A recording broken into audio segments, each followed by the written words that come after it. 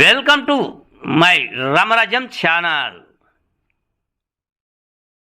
నమస్తే, మీ senior journalist దేరంగల Krishnaiah.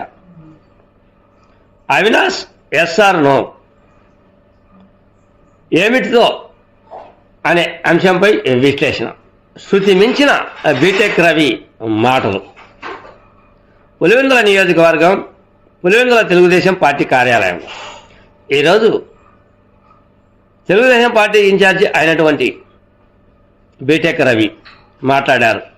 మొన్న వారం క్రితం ఎంపీ అవినాష్ రెడ్డి బీటెక్ రవిపై ఎన్నో ఆరోపణలు చేశారు. ఆ ఆరోపణల మీద ఈయన ఖండన కార్యక్రమం, అదే మీడియా విలేకరులకు ఖండించే కార్యక్రమాన్ని ఏర్పాటు చేశాడు. అవినాష్ రెడ్డిపై విరుచుకుపడ్డాడు. నేను ప్రతిసారి అడుగుతూ ఉంటా, అవినాష్ రెడ్డి సూటిగా ప్రశ్నలకు సమాధానం చెప్పడు, అంతా తప్పించుకునే ప్రయత్నం. అవినాష్ రెడ్డి ఎస్ఆర్ నో, సూటిగా సమాధానం చెప్పండి నేను అడిగే ప్రశ్నలకు అని ఛాలెంజ్ విసిరారు. అందులో భాగంగా పులివెందులకు సంబంధించి సమస్యలను మాట్లాడుతూ కొంత బీటెక్ రవి శృతి మించి మాట్లాడినట్టు తెలుస్తూ ఉంది. ఈ వీడియోలో చూడండి. ఇలా ముఖ్యంగా ఈ ప్రెస్ మీట్ వచ్చి ఒక 5-6 రోజుల ముందే పెట్టాల్సింది. కొన్ని వేరే మనకు ఇంకా అంటే ఇతర ప్రాంతాలకు వెళ్ళి రావాల్సిన టైం కొంచెం ఇదైంది కాబట్టి కొంచెం 5-6 రోజుల తర్వాత పెట్టాల్సి వస్తుంది. ముఖ్యంగా ఎంపీ అవినాష్ రెడ్డి గారు మాట్లాడడం ఆ రోజు, ఇప్పుడు ఎప్పుడైనా కూడా ఒక ప్రెస్ మీట్ ఒకటి ఏదన్నా పెట్టేటప్పుడు మనం ఏం మాట్లాడినాము దానికి కౌంటర్ గా ఆ సబ్జెక్ట్ మాట్లాడకుండా నేను ఒక 2 years నుంచి చూస్తాను. అవినాష్ రెడ్డి గారు కానీ వాళ్ళ మనుషులు కానీ నేనేదో ఒకటి మాట్లాడితే వాళ్ళు ఆ తర్వాత దానికి సంబంధం లేనిది మాట్లాడేది. అట్లా కాదు, మీరు మాట్లాడిన పాయింట్స్ కే నేను సమాధానంగా కౌంటర్ అనేది ఇస్తా. ఫస్ట్ ఆయన వచ్చేసి హౌసింగ్ గురించి మాట్లాడినాడు. క్లియర్ గా అవినాష్ రెడ్డి గారు హౌసింగ్ గురించి మాట్లాడుతూ అతను ఎంత తప్పు మాట్లాడినాడు అనేది మీకు అర్థం కావాలా, పులిందుల ప్రజలకు కూడా అర్థం కావాలా. సాక్షాత్తు కాంట్రాక్టర్ వాళ్ళ మనిషి అని చెప్పినాడు. ఎవరు? తోపదుర్తి ప్రకాష్ రెడ్డి, మా ఎక్స్ఎమ్మెల్యే అని. ఆయనే కోర్టుకు పోయినాడని చెప్పినాడు, ఆయనే స్టే తెచ్చినాడని చెప్పినాడు. ఇప్పుడు ఇల్లు కట్టకుండా ఆయనే ఇంకో మాట ఏమన్నాడు, మేము ఎక్సెస్ వాళ్ళకు తెలియదు, మేము పులివెందుల వరకు తర్వాత ఎక్సెస్ పేమెంట్ ఇచ్చాము ఆయనకు అది తెలియక కోర్టుకు పోయినాడు.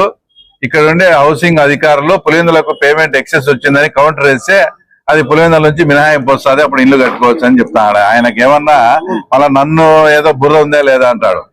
అతను మీ మనిషి అయినప్పుడు నిజంగా అతను కోర్టుకు వెళ్ళేటప్పుడు ఆల్రెడీ పులివెందుల పేమెంట్ అంతా అయిపోయిందయ్యా, నువ్వు పులివెందుల మినహాయించి కోర్టుకు పోవని అతనికి చెప్పాలా. అతనికి చెప్పింటే ఆ తర్వాత ఈ రోజు ఇక్కడ పనులన్నీ సక్రమంగా జరిగాయి. ఏంది, హౌసింగ్ వరకు దాదాపు 8,000-9,000 ఇండ్లు ఇబ్బంది పడుతున్నారు. అట్లా కాకుండా ఆయన కోర్టుకు పోయినాడు, వాళ్ళే స్టే తెచ్చారు, ఎక్సెస్ పేమెంట్ ఇచ్చినా అంటున్నాడు.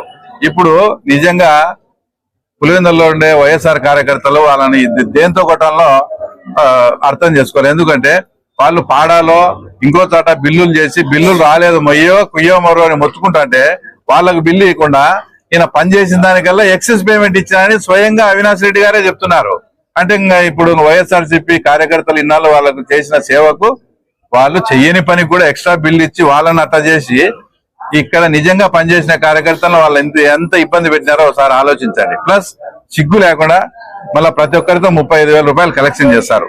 లేడీస్ అని చూడకుండా వాళ్ళను ఒత్తి సతాయిచ్చి డ్వాక్రాల వాళ్ళే లోన్లు ఇప్పించి కొందరికి చేసి నిర్దాక్షిణ్యంగా 35,000 రాబట్టారు. ఇప్పుడు ఇల్లు కట్టిస్తే ప్రభుత్వం దగ్గర డబ్బు ఉంటే వాళ్ళకి పేదలకు ఇల్లు కట్టేయాలి, లేదంటే లేదు. వాళ్ళతో 35,000 కలెక్షన్ చేసి ఇల్లు కట్టడం ఏంది? అదొక తప్పు. కోర్టుకు పోవడం మీ మనుషులే, వాళ్ళదొక తప్పు. ఎక్సెస్ పేమెంట్ ఇవ్వడం ఇంకో తప్పు. ఈ రోజు మేము అన్ని సెటిలైట్ చేసి ఆ ఇండ్లు పూర్తి చేయాలంటే ఎక్సెస్ పేమెంట్ ఇచ్చింది ఎవరు? అవినాష్ రెడ్డి కడతారా? చెప్పమనండి. మేము ఇప్పుడు ఆ ఇండ్లు రెడీ చేసేదానికి మేము ఎంత శ్రమిస్తామంటే ఆ ఎక్సెస్ పేమెంట్ ఇచ్చి సచ్చినారు ఇల్లు. ఆ ఎక్సెస్ పేమెంట్ తోపదుర్తి ప్రకాష్ రెడ్డితో అవినాష్ రెడ్డి కట్టిస్తాడా, లేక ఏమైనా సొంతం డబ్బు కడతావా? నువ్వు జగన్ రెడ్డి మా మొత్తం కొట్టేసిన డబ్బులన్నీ ఉన్నాయి కదా, మరి ఆ గ్యాప్ అమౌంట్ మీరు ఫిల్అప్ చేయండి, ఇక్కడ మేము అవి కంప్లీట్ చేస్తాం. కాబట్టి క్లియర్ గా అందరికీ అర్థమవుతుంది ఈ ఇల్లు నిలబడేదానికి వాళ్ళ పార్టీకి చెందిన కాంట్రాక్టర్ కోర్టుకు పోవడం వల్ల వీళ్ళు ఎక్సెస్ పేమెంట్ ఇచ్చినందువల్ల తర్వాత క్లియర్ గా మనకు అర్థమవుతోంది. ఆ తర్వాత ఆయన అంటాడు నన్ను ఆయనకు బుర్ర ఉందా లేదా అని. నాకు నిజంగా నీ అంత బుర్ర లేదు. ఎందుకంటే మీ మాదిరి బుర్ర అంటే ఏమీ తెలియనట్టు మీ మనిషిని మీరే ఇంట్లో చంపేసి ఏమీ తెలియనట్టు జమ్మలవడుకుపోతా శివప్రకాశ్ రెడ్డి అన్న ఫోన్ చేసి ఉంటే నేను వచ్చినానని ఆడ చూస్తానే దానికి ఒక బ్లడ్ వామిటింగ్స్ అని ఒక కొత్త పేరు పెట్టి అవన్నీ రక్తం అన్ని తుడిపించి ఆ కేసును మా మీద వేయాలని చూసేంత బుర్ర అయితే ఆ తర్వాత వాస్తవంగా మాకు లేదు. ఇంకోటి సొంత తల్లిని అడ్డం పెట్టుకొని నిన్ను అరెస్ట్ చేస్తా అంటే ఏ సంబంధం లేని సొంత తల్లిని అడ్డం పెట్టుకొని కర్నూలు హాస్పిటల్లో నువ్వు చేసిన హంగామా తర్వాత నీ అంత బుర్ర వాస్తవంగా నిజంగా మాకు లేదు నాయన, నీకే మంచి బుర్ర ఉంది మాకన్నా. తర్వాత డిగ్రీ గురించి మాట్లాడాడు, ఏది బోగస్ బీటెక్ బోగస్ అని. అసలు మీకు తెలుసో లేదో కర్ణాటకలో ధార్వాడ్ యూనివర్సిటీ నుంచి computer science first class degree తీసుకునే. ఫస్ట్ క్లాస్ డిగ్రీ అంటే మీ అన్న మాదిరి ఫస్ట్ క్లాస్ కాదు, మాది నిజం ఫస్ట్ క్లాస్ డిగ్రీ. కావాలంటే ఎంక్వైరీ చేసుకో. మా క్లాస్మేట్ మా రూమ్మేట్ బండి శంకరెడ్డి అని మీకు కూడా బాగా తెలుసు, మొన్న కూడా జగన్ రెడ్డిని పరిచయం చేసినారు. ఆ తర్వాత మా శంకరెడ్డిని అడుగు, నేను ఫస్ట్ క్లాస్ లో పాస్ అయిందా బోగస్ డిగ్రీనా నా నిజం డిగ్రీనా అని. ఏంటంటే అది ఆ డిగ్రీలన్నీ మీ అన్న డిగ్రీల మాదిరి అనుకుంటే అది చాలా పొరపాటు. తర్వాత ఇంకోటి మాట్లాడితే ఆయన ప్రెస్ మీట్ లో 4 సార్లు 5 సార్లు రాజశేఖర రెడ్డి పేరు వాడినాడు. రాజశేఖర రెడ్డికి మీరు అంతో ఎంతో ఏదో ఉంటే బంధుత్వం ఉంది, మీరు వారసులు, మీరు మాట్లాడతారంటే అర్థం. మాకు ఏ సంబంధం లేని వాళ్ళం మేము చెప్తున్నాం. రాజశేఖర రెడ్డి ఈ ప్రాంతంలో పుట్టినందుకు ఈ ప్రాంతం రుణం అంతో ఎంతో తీర్చుకున్నాడని మేమే చెప్తున్నాం, మీరేం చెప్పేది? రాజశేఖర రెడ్డి తర్వాత 2019 నుంచి 24 మధ్య మీరేం చేసినారు? అది కదా మా పాయింట్. ఏది కంప్లీట్ చేసినారు అన్ని. అసలు లాస్ట్ కు మీరు మీ సొంతం ఇంటికి పోయే బాకరాపురంలో సిమెంట్ రోడ్లు కూడా వేసుకోలేకున్నారు. ఇప్పటికే పెండింగ్ ఉండి యాక్సిడెంట్ జరుగుతున్నాయి. మీరు ఎందుకు కంప్లీట్ చేయలేకపోయినారు? ఒక ముఖ్యమంత్రి కాబట్టి తాగునీటి సమస్య ఎందుకు? మళ్ళీ ఏం చెప్తారు, స్కీమ్ కంప్లీట్ చేసేదానికి మేము ఆర్డీఓకి రిప్రజెంటేషన్ ఇచ్చామని. ఆర్డీఓ దగ్గర క్లియర్ గా రిప్రజెంటేషన్ పేపర్ ఉంది మా దగ్గర. మున్సిపాలిటీలో తాగునీటి సమస్య ఉంది, దాన్ని తీర్చమని. మున్సిపాలిటీని పరిపాలించేది మీరే, 40 ఏళ్ల నుంచి పాలకులు మీరే. అట్లాంటప్పుడు ఆర్డీఓ గారు ఏం చేస్తారు? మీరు ఎంపీగా ఉన్నారు, మీరు డిడిఆర్సీ మీటింగ్ లో పోయి మాట్లాడాలా, జిల్లా పరిషత్ మీటింగ్ లో పోయి మాట్లాడాలా. అది మాట్లాడి నిజంగా సమస్య ఉంటే తేవాలా. ఊరికే బురదతో లేదానికి వాళ్ళ దగ్గర పోయినప్పుడు మేమేమన్నాం, 40 ఏళ్ల నుంచి మీరే పరిపాలిస్తున్నారు కదా, మీరే మళ్ళా నీళ్ళ సమస్య అని చెప్తే ఏమంటాం? దానికి ఏదో మొత్తం ఇంత పెద్ద రాజధాని. అసలు రాజశేఖర రెడ్డి పేరు ఎత్తేదానికి మీకు ఏమన్నా అర్హత ఉందా? వైఎస్ఆర్ పార్టీ లోగోలోనే రాజశేఖర రెడ్డి పేరు తీసేసి జగన్ పేరు పెట్టినారు మీరు. ఆయన మాట్లాడేదానికి అర్హతే లేదు. ఇంకా ముఖ్యంగా వాళ్ళ తమ్ముని చంపినారు, ఆ కేసులో మీరు ముద్దాయిలుగా ఉన్నారు. ఇంకా మీరు ఆయన గురించి ఎట్లా మాట్లాడతారు? ఏదైతే అంతకుముందు పాతకాలంలో యాదవ కులంలో ముసలాం పుట్టినట్టు వైఎస్ కుటుంబంలో ఒక ముసలాం రూపంలో నువ్వు పుట్టావు, మొత్తం అయిపోజేసావు. అసలు ఇప్పుడు రాజారెడ్డి కుటుంబం ఎక్కడుంది చెప్పండి? వాళ్ళేమో రాజారెడ్డికి కుటుంబానికి విజయమ్మకు జగన్ కు సరిపోకుండా చేసిరి, జగన్ కు షర్మిలమ్మకు సరిపోకుండా చేసిరి. ఆ ఉండే విమలమ్మను మీరే ట్రాప్ చేసిరి. మీరు అన్నదమ్ములు చూసామా? ఆనంద్ రెడ్డి, ప్రకాష్ రెడ్డి, ప్రతాప్ రెడ్డి, భాస్కర్ రెడ్డి, యూసఫ్ రెడ్డి, జోసఫ్ రెడ్డి, వీళ్ళంతా మీరంతా బాగానే ఉన్నారు. ఇది ఎంత విచిత్రమో చూడు. మీ అన్నదమ్ములు మీరంతా కలిసి ఉన్నారు, ఆ కుటుంబాన్ని అయితే నాశనం చేసి పెట్టినారు. ఎప్పటి నుంచో రాజశేఖర రెడ్డి గారు వీళ్ళను పొలిటికల్ గా చేరదీలనే ఒక కసి ఉన్నది మీకు. ఆ కసిని నీ రూపంలో నీట్ గా తీర్చుకొని బాగా టోటల్ గా రాజారెడ్డి కుటుంబాన్ని అయిపోజేశారు మీరు. తర్వాత మీరు మళ్ళీ రాజశేఖర రెడ్డి గురించి మాట్లాడతారు. ఇంకో విషయం, నేనేదో నాకు సలహా ఇచ్చాడు మావాడని చెప్తే దీని ఆ ఎంపీ స్థాయిలో ఉండి అతని గురించి 4 సార్లు సలహా ఇవ్వలేదా అని మాట్లాడతాడు. నేను ఏం చెప్పినాను, ఏదైనా ఇబ్బంది ఉండి సలహా ఉంటే పలానా తీసుకోమని చెప్పినాము. అంటే ఆ సలహా ఇవ్వలేదా, మెడికల్ కాలేజ్ ఇవ్వలేదా అంటే అతను ఏమన్నా ప్రతిదానికి స్పందించే అతను యూట్యూబ్ లో ప్రొఫెసర్ నాగేశ్వర మా రమణ ఏమన్నా నీకు ఇబ్బంది ఉండి నీకు సలహా ఇవ్వమంటే పోతే ఇచ్చాడు, లేదంటే లేదు. దానికి ఒక ఎంపీ స్థాయిలో ఉండి మా రమణ పరిస్థితి ఏం తెలుసా? నా వానాన్ని నేను మాడిపోయిన మసాలా దోశ తింటా అంటే నువ్వు చెప్పడం ఏందిరా, వాళ్ళు నన్ను చెప్పడం ఏంది, నాకేందిరా ఇది, నాకేం సమాధానం మావాడట ఆడు. అయినా ఇంకోటి, రమణ అంటే మీ మనిషి అనుకునే నేను ఎప్పటి నుంచో.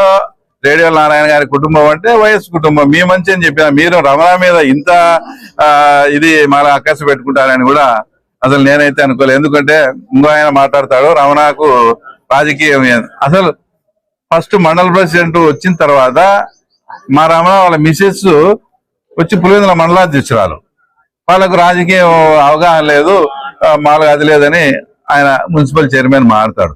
నాకు తెలిసి రాజశేఖర రెడ్డి గారు, నేను అప్పుడు చిన్నప్పుడు రమణ మేము చదువుకునేటప్పుడు వాళ్ళ ఆఫీసులో వచ్చినప్పుడు రమణ వాళ్ళ ఆయన నారాయణ సార్ అని అంటున్నాడు. సగం రాజకీయం అంతా వాళ్ళ ఆఫీసులోనే జరిగింది. అలాంటి కుటుంబం వాళ్ళది. దానికి రాజకీయానికి వీళ్ళేం సంబంధం, తర్వాత వాళ్ళేం సంబంధం అని మాట్లాడతాడు. ఇంకోటి ఆయన మట్కా గురించి, మైనింగ్ గురించి మాట్లాడాడు. ఏదో భాస్కర్ రెడ్డి గారు ఊరు రాకుండా ఉన్నాడు ఆయన అని మేము ఈయనకు భాస్కర్ రెడ్డి సరిపోనట్టుంది. ఎప్పుడు భాస్కర్ రెడ్డి నన్ను తిట్టాలని చూస్తాడు. మైనింగ్ లో 12 పైసలు 5 మందికి భాగాలు ఎన్నిసార్లు చెప్పాలనో. వైఎస్ మధు, భాస్కర్ రెడ్డి, భూమయ్య గారిపల్లి బైబురెడ్డి, రాము, మా మిత్రుడు దేవిరెడ్డి శంకర్ రెడ్డి. 5 12 60 పైసలు 40 పైసలు మైన్ అన్నారు. 5 ఏళ్ళు యథేచ్ఛగా తోలుకొని మళ్ళీ ఈరోజు మైనింగ్ గురించి మాట్లాడతారు. నేనేదో లిఫ్ట్ చేసినానంట. నాకేదో ఎప్పుడైనా ఇంకోటి ఈరోజు చెప్తానా, బీటెక్ రవి అనే వ్యక్తి ఉద్యోగాల్లో కానీ, ట్రాన్స్ఫర్లో కానీ, మైనింగ్లో ఇట్లా అక్రమాల్లో కానీ డబ్బు తీసుకుని ఒక్క క్షణం ఏదైనా నిరూపించండి, మేము రాజకీయాలైనా అనుకుంటాం.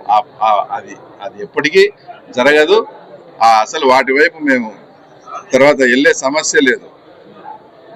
తర్వాత ఇవన్నీ ఎందుకు, ఫైనల్ గా మనం ఏం మాట్లాడినామో దానికి వాళ్ళు మాట్లాడాలి.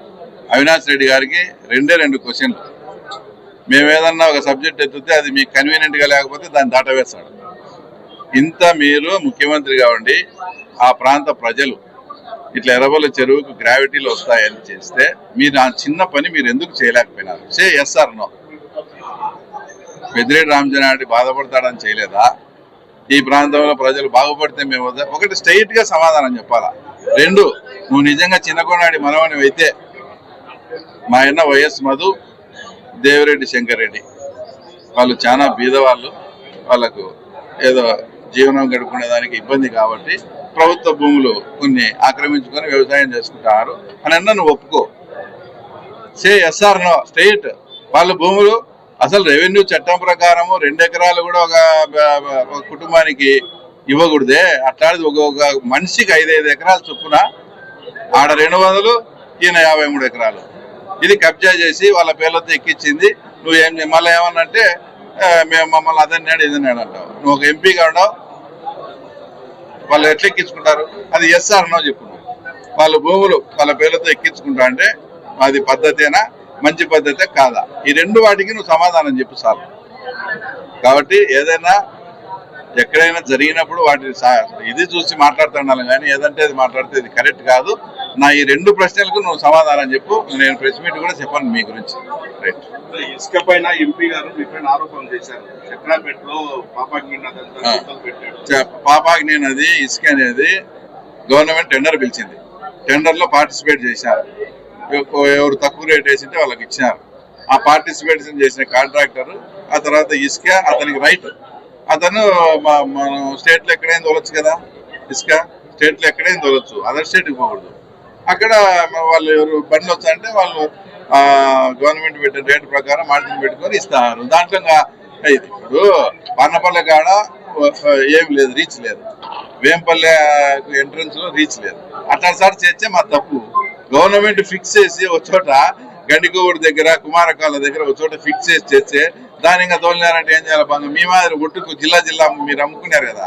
అంతకుముందు కడప జిల్లా 12 కోట్లు, చిత్తూరు 14 కోట్లు, ఏలంపాట పెట్టి అమ్మి ప్రతిరోజు 200 కోట్లు పోతాను జగన్ రెడ్డికి. అట్లా చేయలేదని ఏమన్నా బాధ? గవర్నమెంట్ నిర్ధారించినారు ఒక చోట ఇసుక, ఇక్కడ ఇసుక నిల్వలు ఎక్కువ ఉన్నాయి, ఇక్కడ ఇసుక తీసినా కూడా ఎన్విరాన్మెంటల్ ప్రాబ్లం లేదు, ఎన్విరాన్మెంటల్ క్లియరెన్స్ ఉంది. ఆడ ప్రభుత్వం నిబంధనల మేరకు చేస్తున్నారు. నిబంధనలు అతిక్రమించే అతను ఫైట్ చేయమని దానికి మేము రెడీగా ఉంటాం. అంతేగాని ఊరికే ఇసుక తోలుతారంటే ఎందుకు తోలిస్తారు? అట్లయితే మేము పానపల్లిలో తోలము. ఇంకా ఏదనంటే మట్కా జూదాల గురించి మాట్లాడతాను. అసలు నేను నిజంగా చెప్తాను, ఈరోజు బర్త్డే ఎవరిది? మా సంజీవ్ వానికి కోడి పందెం అంటే ఇంట్రెస్ట్. అంటే పందెం ఇంట్రెస్ట్ కాదు, వాడు చికెన్ తినాలని, మేసిన కోడి తినాలని ఇంట్రెస్ట్ అంతే. దానికోసం ఓ రోజు పెట్టుకుంటే కూడా డిఎస్పీ వాళ్ళు అడిగితే వానికి ఎంతో ఇష్టమైంది. అది కూడా నేను మానిపించాను. ఈ మధ్య ఎప్పుడన్నా దొల్ల అట్లా క్యారెక్టర్ మాది. జూదం కాడ కానీ ఆ తర్వాత ఇంకో చోట కానీ. మట్కా గురించి మీరు మాట్లాడితే మట్కా అసలు 2వ తాడిపత్రి అయిందని గత 5 ఏళ్ళు అందరికీ తెలుసు. 20-25 లక్షలు కలెక్షన్ అయితే అనేది 5 ఏళ్ళు ఆ డేనేన్ అనే పిల్లలతో ఫ్లెక్సీలు కట్టించింది. వాస్తవమా కాదా? ఇంకా మీరే మళ్ళా మట్కా గురించి మాట్లాడితే ఎట్లా బా? కాబట్టి ఎన్ని వాస్తవాలు తెలుసుకొని ముందు నేను అడిగిన ఈ 2 ప్రశ్నలకు సమాధానం చెప్పాను ఎంపీని. రైట్.